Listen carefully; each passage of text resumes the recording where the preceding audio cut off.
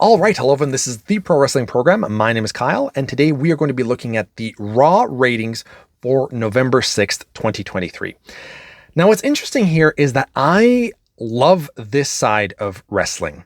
I love the business side. I love looking at quarterly ratings and talking about what drew, what didn't, why, or potentially why it drew, why it didn't. That I like doing, and doing a deep dive into this kind of stuff. But I will admit that I haven't looked at Raw ratings too much, not as in depth as I have for AEW, because AEW's is more interesting because their numbers fluctuate so much. And if there's a strong main event, they watch. If it's a main event with people that don't draw, that are mid-carders that Tony Khan is pushing, they go down. It's very interesting. So what's going to happen is, I think, is as we get along, a few weeks, a month, 2 months in, I'll have a much better understanding of how the viewers look at Raw and what draws and what doesn't. So this is going to be the first one. So let's see how well this goes. But Raw for this week drew 1,522,000, and this is all provided by WrestleNomics, who do a phenomenal job with all these ratings as well. Like, there's so much more in depth here. We're just going to talk about the quarterly ratings and what was playing during that time. I won't talk about the demographics. I don't find that as interesting, like the key demographic.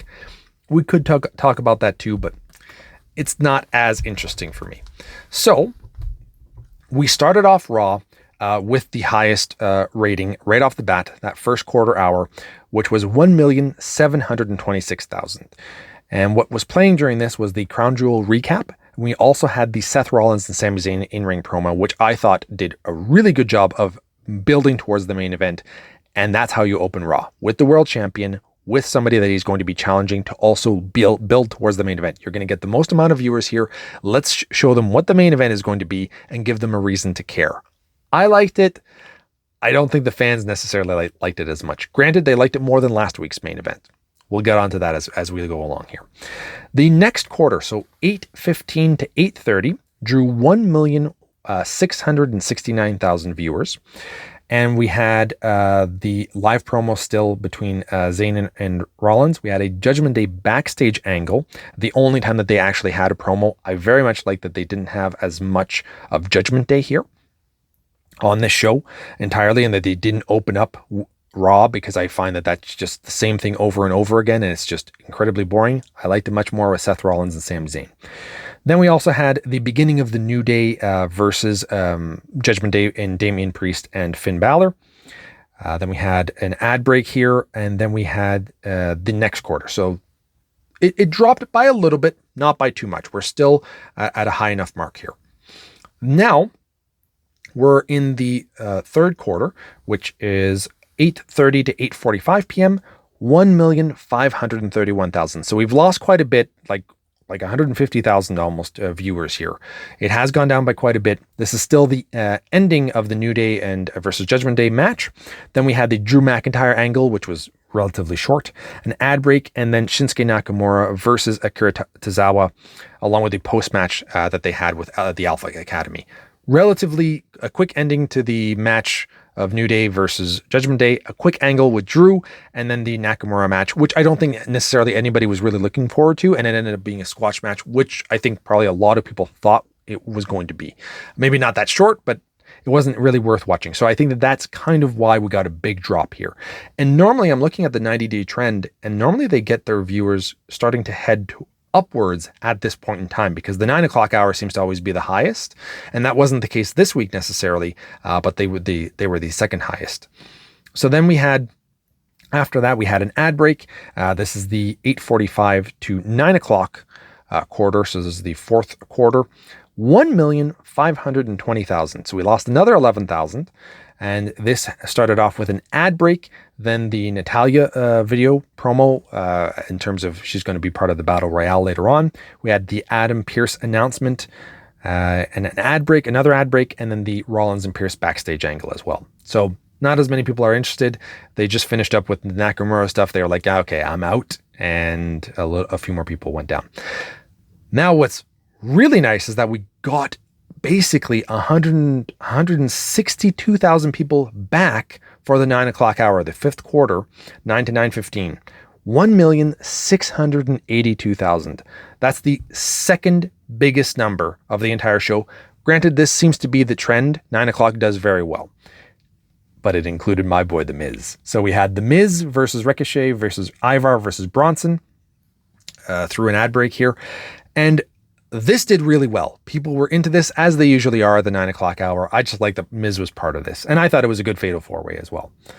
Then we had the next quarter, quarter 6, I believe, 9:15 to 9:30 p.m., 1,567,000. So we had gained about 162, and then we lost 115 or so.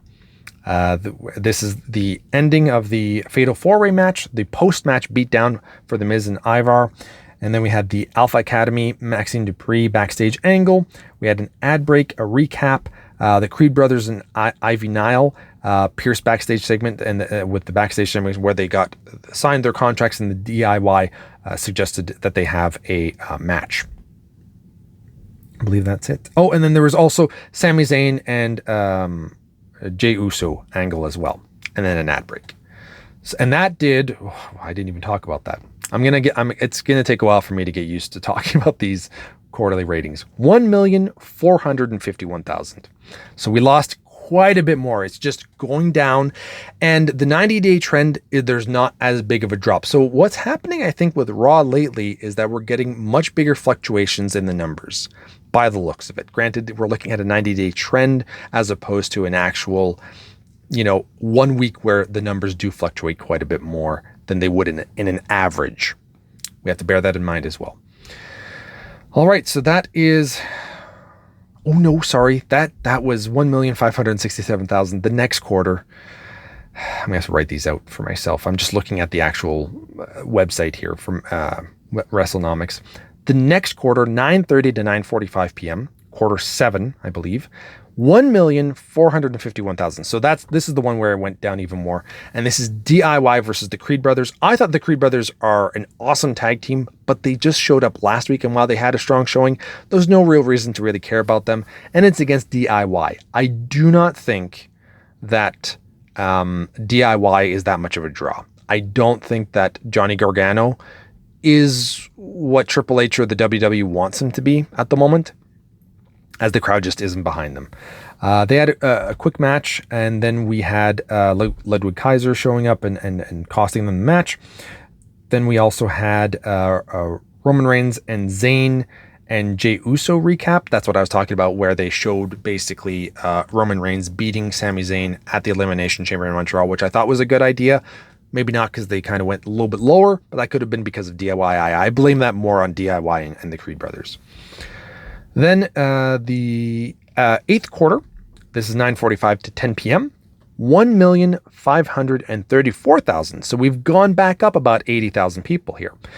We have Becky Lynch, Nia Jax backstage promo, or backstage angle, Chelsea Green, Piper Niven, Shayna Baszler, Zoe Stark's backstage angle, then the Zia Lee live angle, ad break, Lynch backstage angle, Women's World Title Battle Royale. That's essentially what we got within that 15 minutes as they're heading towards the Women's Battle Royale where Becky was attacked.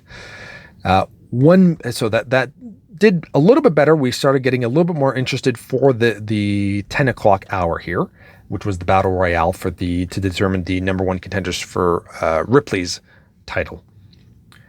Now we're at quarter 9, 10 o'clock to 10:15 p.m., 1,640,000 viewers. So once again, we're going up quite a bit. This was the 4th highest rating of the show, and after this, it will dip significantly. So just letting you know, we had the Women's Battle Royale contendership here through an ad break as well. Then we get quarter 10, 10:15 to 10:30 p.m., 1,311,000 viewers. That dropped a crazy amount. 330,000 viewers tuned out for this. That's insane. So they started with an ad break, doesn't help. Then we had Ripley and Stark backstage angle, and then another ad break. So you had 2 ad breaks there, plus just Starks and Ripley.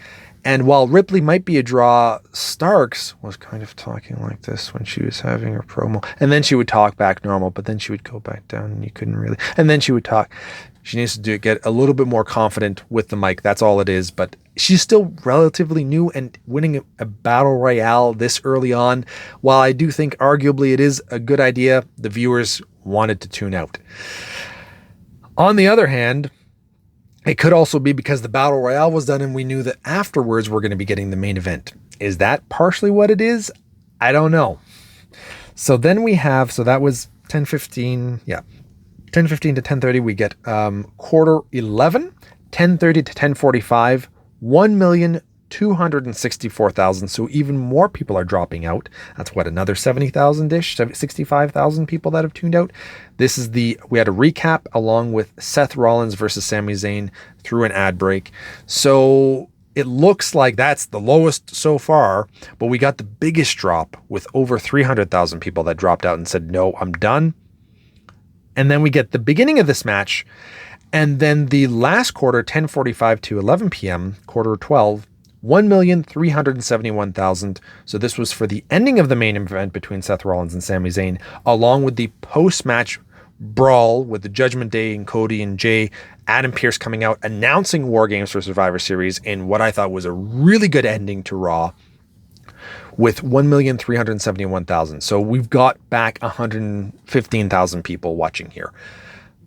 Or 105,000. So they came back a little bit, and that's a bigger number than it was last week. I think last week was Sami Zayn versus, was it Priest? It was somebody from the Judgment Day.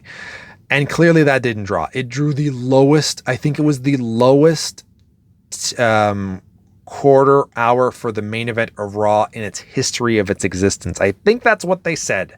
I'm pretty sure, which is wild. It was like 1.2 million.